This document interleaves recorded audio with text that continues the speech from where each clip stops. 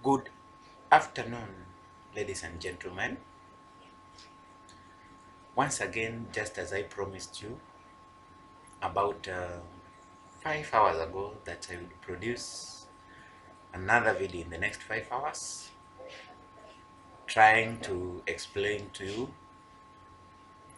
the next game plan for His Excellency, the Deputy President, Dr. William Ruto, after his previous plan of planting a mall in the ODM party in the name of Jimmy Wanjigi being thwarted and being dealt with at an earlier stage. In this, my video that I'm just about to produce now, I'm going to explain to you the next game plan for the DP. Now, before we proceed, I would like to request you viewers, wherever you are, I appreciate, I just started this channel yesterday, about a few hours ago. It has not even taken a whole day, and I'm impressed by the kind of the number of viewers I'm receiving, the number of subscribers I'm receiving. I'm very much grateful, and I know this journey it requires a lot of time, patience, and a lot of perseverance and endurance. I'm willing to do that.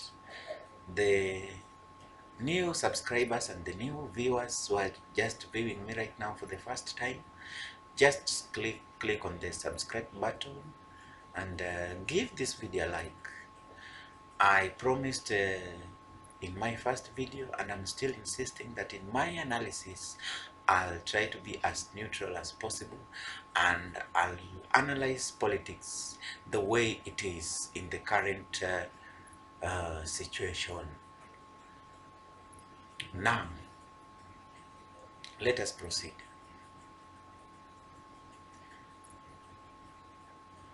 When I was still a young man, I remember in the year 2007, that is when I started learning and knowing politics well.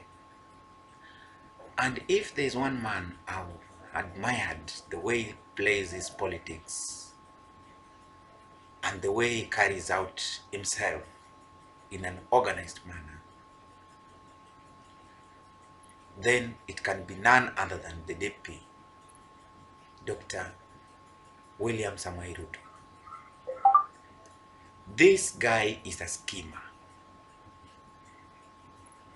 Is someone who knows how to plan and execute his plans accurately without making mistake or with minimal mistakes.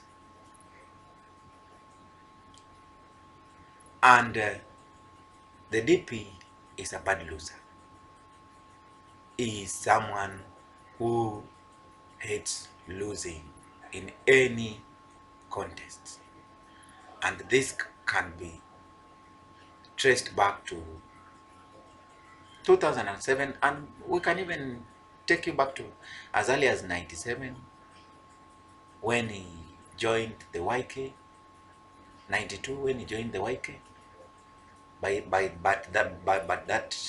that time I was still a very young man. I can say that I was not there to witness how he was playing his politics. Dr. William Samoei Ruto, the deputy, realized that his plan of planting a mall in the ODM party in the name of Jimmy Wanjigi was not going to bear him any fruits. And for that reason, he decided to start courting Western Kenya politicians, the bigwigs in Western Kenya, in the name of Musalia Mudavadi and Moses Wetangula. He has done this so far successfully, and he managed to win them and bring them on his side. And now they have formed an alliance in the name of Kenya Kwanza. But according to the trends, according to the way things are playing out, the DP has realized that his newly found friends are not giving him the energy that he was expecting. He was expecting to propel his presidential ambition and to finally clinch the presidential seat come August 2022. He has organized a series of rallies with them in Western region, Busia, Kakamega, Vihiga, and even Bungoma. And the kind of receptions that they have received is not convincing him well enough that he can win a majority of voters and political seats in Western Kenya. For this reason, the DP has decided to plant another mole within the ODM party after an unsuccessful attempt of planting a mole in the name of Jimmy Wanjigi.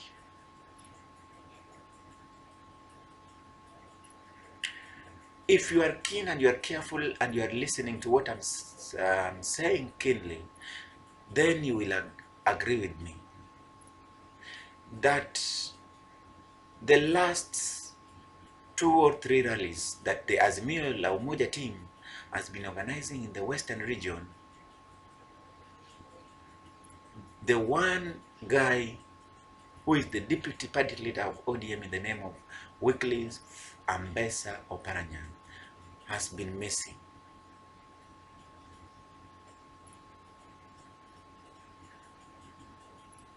Western Kenya, Kakamega in particular, has been known to be an ODM stronghold, with the incumbent governor, Wycliffe Oparanya, being a governor of ODM, plus a few MPs who are ODM members. Yesterday, in an interview that was carried out by Citizen TV, Wycliffe Oparanya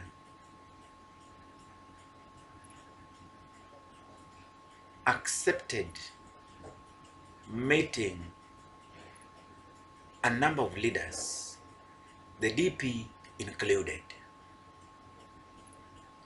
And when he was asked if he's willing to join the Kenya Kwanza Alliance, or DP in particular, he denied and even said that instead of defending or giving his support to the DP, he'd rather retire peacefully and go back home and to family. But in politics, anything can happen anytime and any day. And politicians can say something today and tomorrow say completely opposite what they've just said. Earlier on, before Musalia Mudavadi shifted his alliance and joined the DP, he was asked severally if he was seeing the DP and if there was any possibility of him and the DP forming an alliance, and he denied it until the final day when he organized his NDC and everything came out clearly. But I want us to give a credit to His Excellency, the President of Kenya, Uhuru Muigai Kenyatta. I think if there is one man who is propelling Azimio la Umoja team and giving them enough energy, strength and resources they require to carry on with their campaigns, then it is none other than the president. Because you see, elections in Kenya and in any other country, especially the presidential election, they always tend to be very expensive, and they require a lot of resources, intelligent resources, financial resources, and resources in form of people, popular people, who are able to finance, propel the campaign. Uhuru Kenyatta, being the president and now being a close ally of Raila Amolo Odinga, and coming out clearly in public to support the presidential ambition of Raila Amolo Odinga, is pouring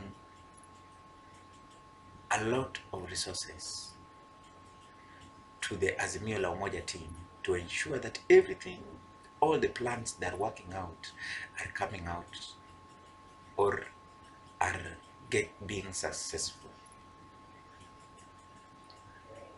Actually, me in particular, I never understood the reason why Wycliffe Oparanya was missing in the Azimio la Umoja campaign that was being carried out in his own backyard. But I sensed that something was not right,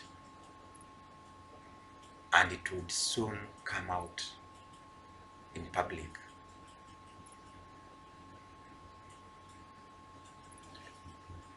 The DP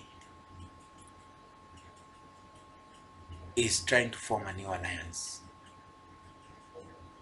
with Wycliffe Oparanya. Wycliffe Oparanya has been a close friend and a close ally of Raila Amolo Odinga. Wycliffe Oparanya is currently the deputy party leader alongside the Mombasa governor, Ali Hassan Joho. And Wycliffe Oparanya cannot be taken lightly when it comes to Western politics, especially with the ODM brigades, because he is the only person who is carrying the flag of ODM in Western Kenya and in Kakamega in particular. The deputy has come to realize that having or bringing Oparanya on his side can rejuvenate and give his Kenya Kwanza team enough energy to marshal or to look for support in terms of parliamentary seats, in terms of presidential votes that are going to be cast. Because if Oparanya leaves ODM today, considering the number of MPs, the number of MCS who are in ODM and are weighing their supports on Wycliffe Oparanya, let's assume if he decides to leave today, I'm very sure that he can live with about 5 members of parliament from ODM and several number of MCS and a huge number of voters who will be switching their allegiance from ODM and Azimio la Umoja team to the other side, be it Kenya Kwanza or OKA, any alliance that you will decide to join.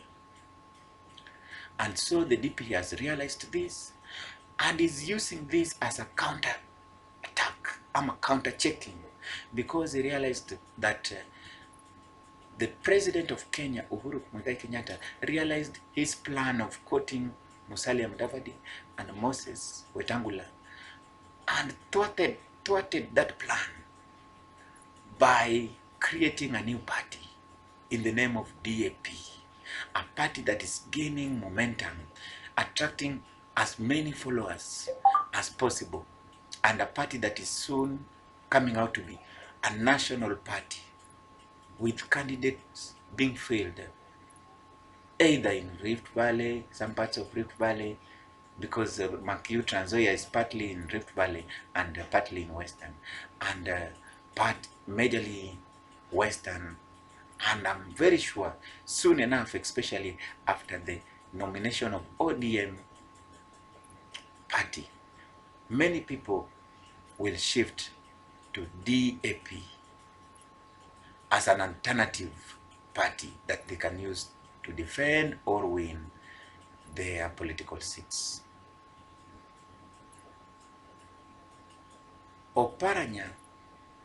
Oparanya's actions, just like actions of Musalia Mudavadi and Moses Wetangula, had been realized early enough. And that is why you realized that he was not featuring in the campaign that was organized by the Azimio la Umoja team in western part of Kenya. This plan had been realized and it was being put under control.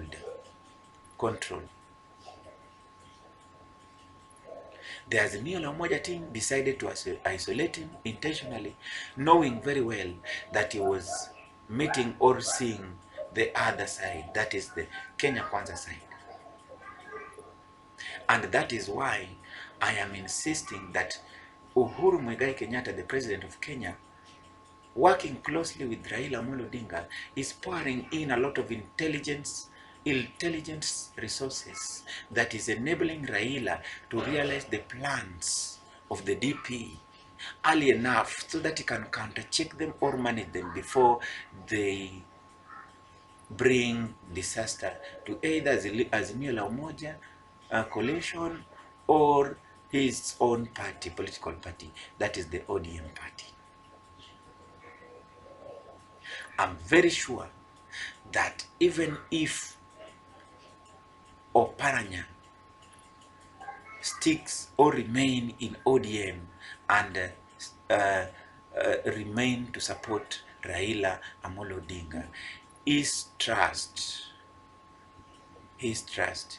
with the Azimio la Umoja campaign and with ODM activities has already been compromised, and he will not be allowed to actively participate in ODM activities, neither Azimio la Umoja campaign activities. Otherwise, I still give a lot of credit to the DP, William Samoei Ruto. He is a smart politician and he is a guy to watch till the end of the election and even after the 2022 election. Those who think that William Ruto is going to be irrelevant in Kenyan politics after the 2022 election because there are possibilities that is not going to win the election, those who can or who are already writing him off after the 2022 election should be very careful, because according to my opinion, maybe if he has been meeting Oparanya and the meeting has not been about the 2022 general election, then maybe they are planning a major coalition after 2022, which will result to a mass exodus of ODM members of parliament and formation of a bigger or a larger political alliance consisting of all the major or political figures within the Western Kenya, that is Musalia Mudavadi, Moses Wetangula, him, Wycliffe Oparanya, and the rest, those people who are the kingpin, the Western Kenya kingpins, coming up together and forming a larger coalition with the DP to win 2027 general election. So for the Azimio la Umoja team, Raila in particular, and President Uhuru Muigai Kenyatta, they should watch Ruto beyond 2022 general election, because this guy is a schemer. He's a bright person, he knows how to execute his plans, and is always very accurate in all his political moves. He is likely to lose the 2022 general election, but people should not count him out, because in my opinion, I have started thinking that William Samoei Ruto is planning beyond 2022 general election. Is putting his house in order, knowing very well that even if he loses 2022 general election, he is still going to remain relevant in terms of the number of MPs who will be supporting him, and key political figures who will still stick and remain with him. Remember, he started by marshalling or collecting resources, financial resources in particular. And right now, Ruto has amassed enough financial resources that can sustain him even beyond 2022 general election. And if somebody thinks that Ruto will become irrelevant in Kenyan politics after 2022 because he shall have run out of money, that guy is wrong. Ruto is having enough money that can support him and can support his campaign trails beyond 2022 general election. And so, the meeting between William Samoei Ruto and Wycliffe Oparanya, people should not just see it as a plan for 2022 general election. These guys may be planning beyond 2022 general election. But the meeting that Oparanya had with the DP has dealt him a major blow, because from now henceforth, I can assure you that he has lost the trust of his boss, the ODM party leader, Raila Amolo Odinga, and is no longer going to be a close participant in either ODM activities or Azimio la Umoja activities. He can choose to shift camp and go back to and join William Ruto, or he can choose to remain and support Raila Amolo Odinga. But his trust with the ODM party has been lost. He made a wrong move, and he ought to have remained patient enough, maybe until after the general election. Then he could have started a serious negotiation with the DP about 2027 general election. That is my opinion. I may be wrong, because these are just speculations, these are just imaginations. I may be wrong, and if I'm wrong, you are free to correct me.